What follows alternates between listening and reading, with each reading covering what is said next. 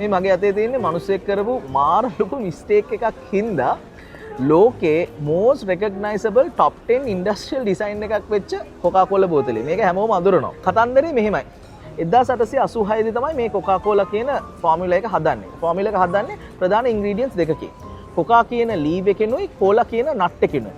ඒක හින්දා තමයි මේකට Coca-Cola කියන නම වැටෙන්නේ. මේක සෑහෙන ජනප්‍රිය වෙනවා. මේක ජනප්‍රිය වෙලා 1915 වගේ වෙද්දි අනිත් අය ඔක්කොම මේක කොපි කරන්න ගන්නවා. ඒ කාලේ ඒ Coca-Cola තිබ්බ බෝතලේ වගේම බෝතල් හදලා Coca-Cola වගේම ඩ්‍රින්ක්ස් හදලා මේක කොපි කරන්න ගන්නවා. ඉතින් කොහොමත් එහෙමනේ. මොකක් හරි ජනප්‍රිය වුණාම ටක් ගාලා කොපි කරනවානේ. ඉතින් Coca-Cola කම්පැනි එකට ඕන වෙනවා යුනික් ඩිසයින් එක බෝතලයක් ඩිසයින් කරන්න. ඒක හින්දා 1915 දී ඒගොල්ලෝ නේෂන් වයිඩ් කම්පිටිෂන් එකක් තියෙනවා. කැමති නම් ඩිසයින් කරලා අපිට දෙන්න කියලා අපි ඒක ගන්නම් කියලා. ඉතින් මේකට රූට්ස් ග්ලාස් කියලා කම්පැනි එකක් ඇප්ලයි කරනවා.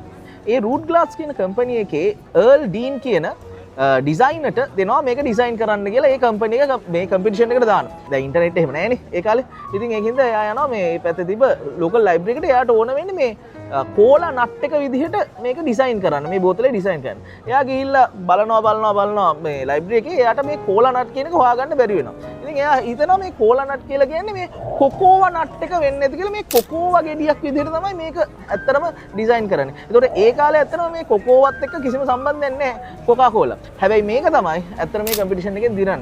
මේක ඉතාම වැදගත් දේ තමයි 1916 දී මේ බෝතලේ ට්‍රේඩ් මාක් කරනවා මේ පැකේජින් එක ට්‍රේඩ් මාක් කරනවා බ්‍රෑන්ඩ් නේම් එක ඇතුවයි නැතුවයි දෙකම.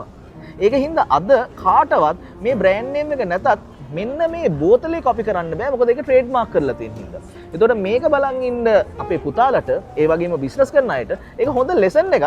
ඇත්තටම ඔයා පැකේජින් ගැන හිතනකොට ට්‍රේඩ් මාක් කරන එකයි ඒ වගේම බ්‍රෑන්ඩ් එක ඇතුවයි බ්‍රෑන්ඩ් එක නැතුවයි ඔයාගේ පැකේජින් ට්‍රේඩ් මාක් කරගන්න එකයි.